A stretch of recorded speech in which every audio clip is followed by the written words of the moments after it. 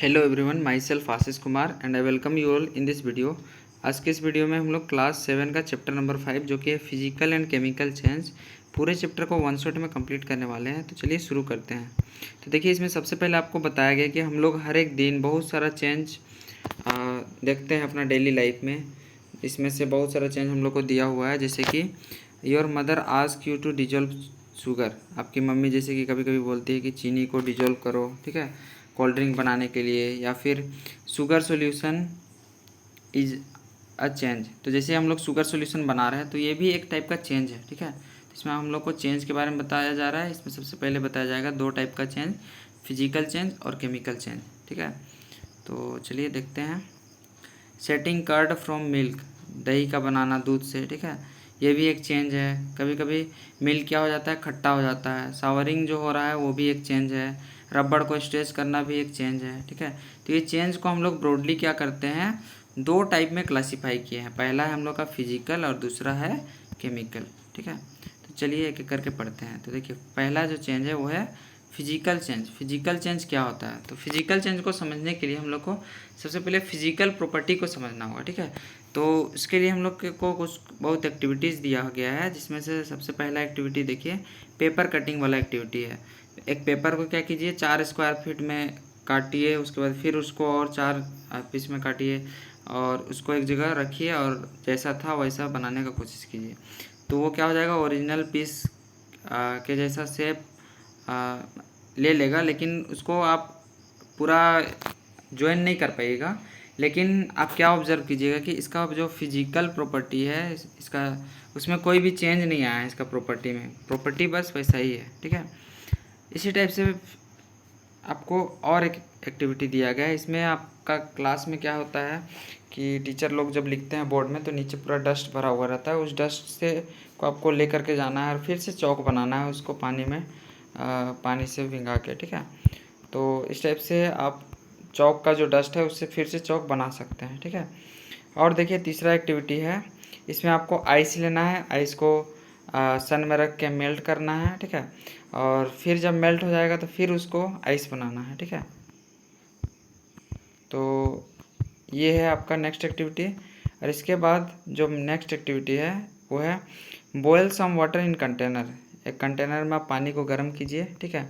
Do you see the steam rising from the surface. तो आप क्या देखिएगा कि जो स्टीम है वो सरफेस से ऊपर जा रहा है, ठीक है।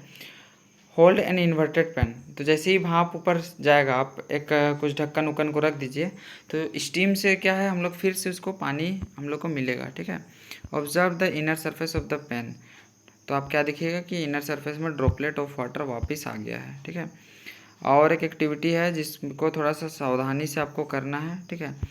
आप क्या कीजिए, एक हेक्साबिलेट को हीट कीजिए, ठीक है, और उसके बाद फिर कुछ देर रख दीजिए तो आपको क्या होगा, हेक्साबिलेट थोड़ा सा ठंडा होता हुआ मिल जाएगा, ठीक है।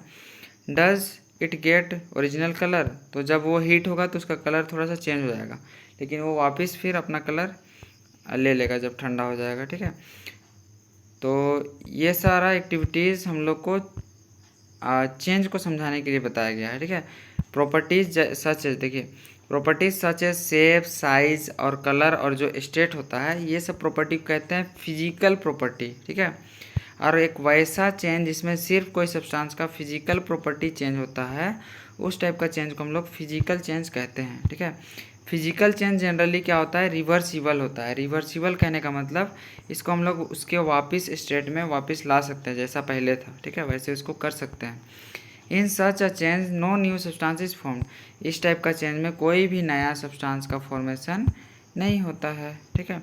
अब देखिए, नेक्स्ट टाइप का चेंज है केमिकल चेंज। केमिकल चेंज क्या होता है, एक वैसा change which you are quite familiar is rusting of iron. आप रस्टिंग ऑफ आयरन पढ़े होंगे, ठीक है। रस्टिंग ऑफ आयरन में क्या होता है, हम लोग का जो आयरन है ये ऑक्सीजन और वाटर के साथ रिएक्ट करके आयरन ऑक्साइड देता है। आयरन ऑक्साइड कहने का मतलब Fe2O3, ठीक है। तो इसमें क्या हो रहा है, नया सब्सटेंस बन रहा है, ठीक है।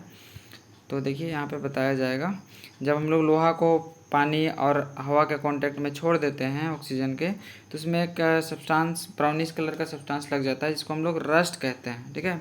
और इसी प्रोसेस को, रस्ट लगने का जो प्रोसेस है उसको कहा जाता है रस्टिंग, ठीक है।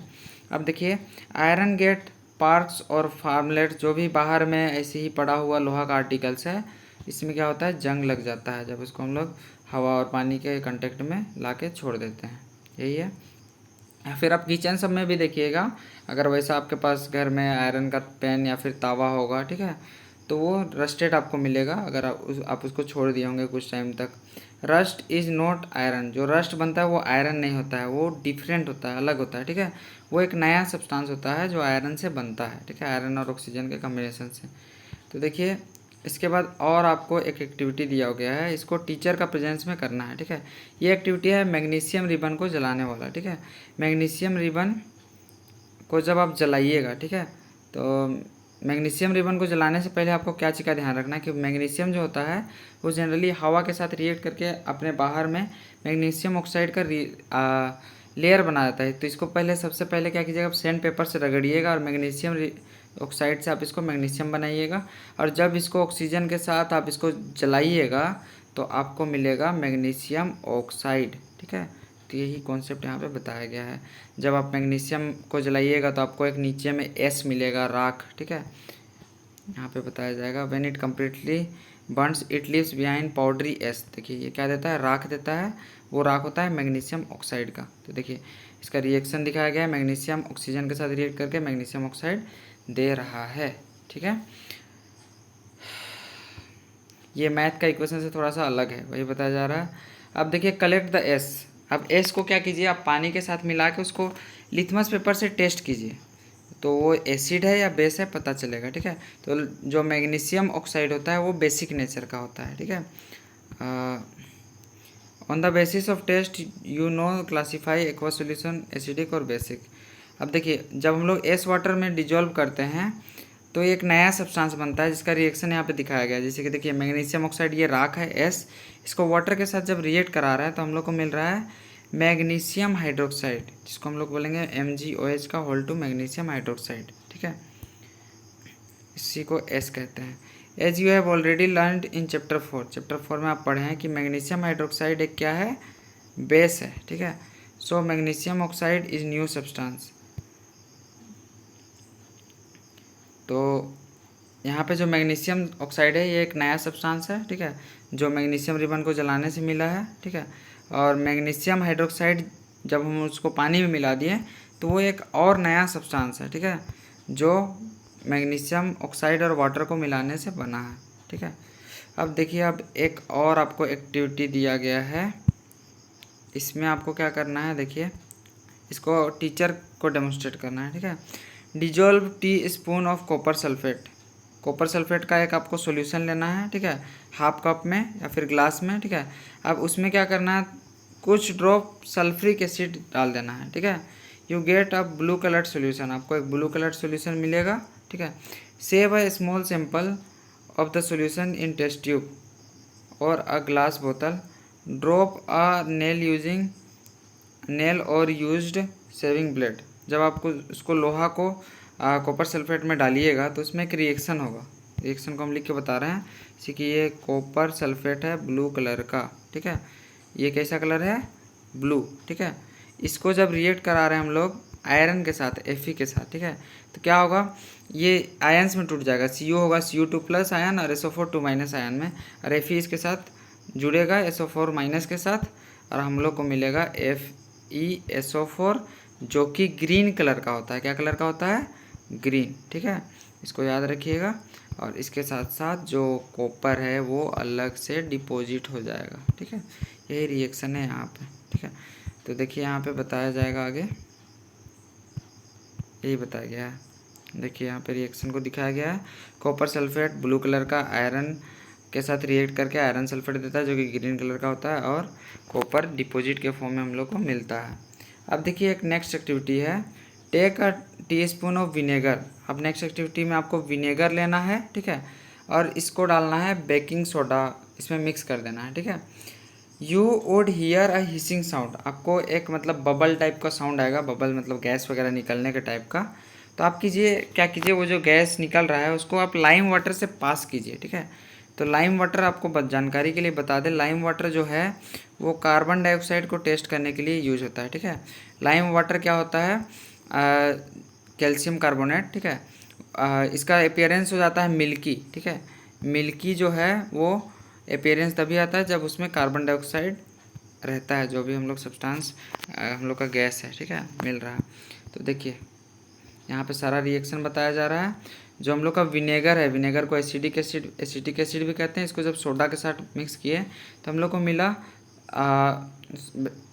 कार्बन डाइऑक्साइड और कुछ सब्सटेंस मिला। ठीक है, अब क्या कर रहे हैं, नेक्स्ट स्टेज में जो कार्बन डाइऑक्साइड है इसको हम लोग पास करा रहे हैं लाइम वाटर के साथ। ठीक है, लाइम वाटर मतलब चूना पानी के साथ। चूना पानी को हम लोग बोलते हैं CaOH का होल 2। ठीक है, तो हम लोग को मिल रहा है कैल्शियम कार्बोनेट CaCO3 और H2O। ठीक है, तो यही जो कैल्शियम कार्बोनेट है इसी के कारण क्या होता है, लाइम वाटर मिल्की हो जाता है। यहाँ पे बताएगा, देखिए व्हेन कार्बन डाइऑक्साइड को जब पास करा देते हैं कैल्शियम कार्बोनेट हम लोग का मिलता है, बनता है, विच मैक्स लाइम वाटर मिल्की, जो कि क्या कर देता है, लाइम वाटर को मिल्की कर देता है। ठीक है, the turning of lime water into milky is a standard test. तो ये एक स्टैंडर्ड टेस्ट है lime water milky carbon dioxide के लिए। ये इंपॉर्टेंट बात है, याद रखिएगा। अब ये जो एक्टिविटी हम लोग देखे इसमें क्या हो गया था, हम लोग का नया सब्सटेंस का फॉर्मेशन हो रहा था। ठीक है, सब में हम लोग देखे। ठीक है, in reaction of copper sulphate iron sulphate produced iron sulphate and copper, both of these are new substance. ठीक है, सब में क्या है, एक नया सब्सटेंस का फॉर्मेशन हो रहा है।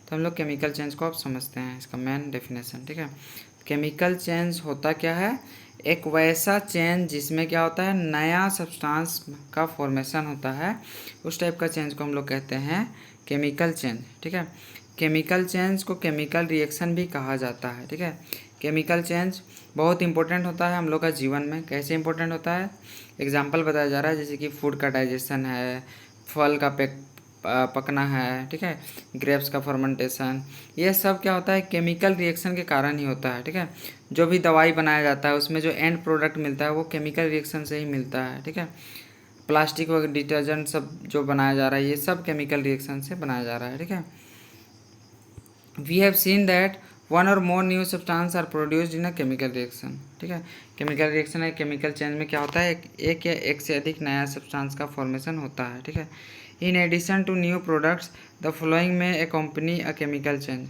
अब देखिए केमिकल रिएक्शन के साथ साथ क्या क्या चीज़ हो सकता है। ठीक है, इस बात को ध्यान से देखिए। केमिकल रिएक्शन में क्या होता है, हीट लाइट या फिर और किसी टाइप का रेडिएशन या तो निकाला जा सकता है या फिर एब्जॉर्ब भी होता है। ठीक है, गिवन ऑफ या फिर एब्जॉर्ब। ठीक है, और क्या होता है, कभी कभी साउंड भी प्रोड्यूस होता है। ठीक है, और स्मेल में भी चेंज हो जाता है, जैसे कि आपका खाना अगर ख़राब हो गया तो क्या होता है, स्मेल करने लगता है, ऑब्जर्व किए होंगे। कलर चेंज में भी टेक्स प्लेस, कलर में भी चेंज होता है। ठीक है, गैस भी बनता है जैसे कि अभी हम लोग देखें। ठीक है, तो ये सारा चीज़ होता है। ठीक है, in fact burning of any substance in chemical change, burning is always accompanied by production of heat. तो कोई भी चीज़ को अगर जला रहे हैं तो वो भी एक केमिकल चेंज है। ठीक है, और बर्निंग में हमेशा क्या होता है, हीट निकलता है। ठीक है, अब देखिए जो हम लोग फायर वर्क्स फटाका वगैरह जो फोड़ते हैं वो भी एक केमिकल चेंज है। ठीक है, क्योंकि इसमें क्या होता है, नया सब्सटेंस का फॉर्मेशन होता है, हीट लाइट और साउंड भी, और अनप्लीजेंट गैस भी प्रोड्यूस करता है जो हम लोग का एटमॉस्फेयर को पोल्यूट करता है, मतलब गंदा करता है। जब खाना ख़राब हो जाता है तो ये भी क्या है, केमिकल चेंज है। ठीक है, you must have notice slice of Apple या फिर आलू या फिर बैगन को हम लोग जब काट देते हैं तो आप क्या देखिएगा कि उसका कलर थोड़ा ब्राउन कलर टाइप में चेंज हो जाता है। ठीक है, तो ये एक्टिविटी आप कर सकते हैं या फिर आलू और ब्रिंजल के साथ कर सकते हैं। ठीक है, the change of colour of these cases, ये जो कलर का जो चेंज हो रहा है ये सब केस में, ये किसके कारण होता है, नया सब्सटेंस का फॉर्मेशन के कारण ही होता है। ठीक है, are these change chemical change, क्या ये सब चेंज केमिकल चेंज है। In chapter 4 you neutralise an acid with base, chapter 4 में आप क्या किए थे, एसिड को बेस के साथ रिएक्ट करके न्यूट्रलाइज किए थे। ठीक है, वो भी एक क्या है, केमिकल चेंज है। अब देखिए ओजोन लेयर के बारे में थोड़ा सा बताया जा रहा है, एक इंपॉर्टेंट टॉपिक है इसलिए पढ़ा देते हैं। ओजोन लेयर क्या होता है, इसका मोलिकुलर फार्मूला था O3। ठीक है, एक ऑक्सीजन और एक नेसेंट ऑक्सीजन मिलके ये बनता है। तो ओजोन लेयर क्या होता है, कंटिन्यूसली क्या होता है, O2 और O से मिलके बनते रहता है और टूटते रहता है, ये कंटिन्यूस प्रोसेस है। ठीक है, तो ozone absorbs this radiation and breaks down the oxygen is different from ozone. तो देखो ओजोन लेयर क्या है, ओजोन लेयर हम लोग को हार्मफुल अल्ट्रावायलेट रेडिएशन से बचाता है, ठीक है। ओजोन क्या करता है, इस सभी रेडिएशन को एब्जॉर्ब करता है, ठीक है, और जो ऑक्सीजन है उसको ब्रेक कर देता है। अब देखिए oxygen is different from ozone, oxygen और ओजोन दोनों अंतर है, ठीक है। Can we call the breaking down of ozone a chemical change. तो ओजोन जैसे कि रेडिएशन को जब एब्जॉर्ब कर रहा है तो O3 O2 और O में टूट जा रहा है, ठीक है। तो ये जो ब्रेकिंग डाउन है ओजोन का, ये भी एक केमिकल चेंज है, ठीक है। अब देखिए ultraviolet radiation we are not absorb, अगर अल्ट्रावायलेट रेडिएशन को हम लोग का ओजोन लेयर एब्जॉर्ब नहीं करता तो इससे हम लोग का बहुत ज़्यादा हार्मफुल इफेक्ट देखने को मिलता है, स्किन डिजीज़ वगैरह होने लगता, ठीक है। ये ओजोन का इंपॉर्टेंस बताया जा रहा है। अब हम लोग देखते हैं next topic, rusting of iron, मतलब आयरन का जंग लगना, ठीक है। Let us get back to rusting. चलिए हम लोग रस्टिंग में आते हैं। This is one of the change that affect iron articles. यही वो चेंज है जिससे क्या करता है, जितना भी आयरन आर्टिकल्स है वो जंग लग जाता है, ठीक है। अब हम लोग जानते हैं कि जितना भी हम लोग का सोसाइटी में ब्रिज, शिप, कार, ट्रक सब बनता है, सब में लोहा का यूज होता है, ठीक है। The monetary loss due to rusting is huge. अब जो रस्टिंग के कारण जो हम लोग को लॉस हो रहा है ये भी बहुत ज़्यादा होता है, ठीक है। The process of rusting, rusting का प्रोसेस को यहाँ पे दिखाया गया है। रस्टिंग में क्या होता है, आयरन जो है हम लोग का ऑक्सीजन के साथ और वाटर के साथ, वाटर यानी कि H2O इसके साथ मिल के, H2O के साथ मिल के हम लोग का बनाता है आयरन ऑक्साइड, जिसको हम लोग बोलते हैं Fe2O3, ठीक है, आयरन ऑक्साइड। देखिए यहाँ पे दिखाया गया है, आयरन ऑक्सीजन के साथ रिएक्ट करके वाटर और आयरन ऑक्साइड देता है, ठीक है। अब देखिए रस्टिंग के लिए क्या क्या कंडीशन चाहिए ये बताया जा रहा है। For rusting the presence of both oxygen and water, water और ऑक्सीजन दोनों का ज़रूरत पड़ता है, ठीक है, रस्टिंग के लिए।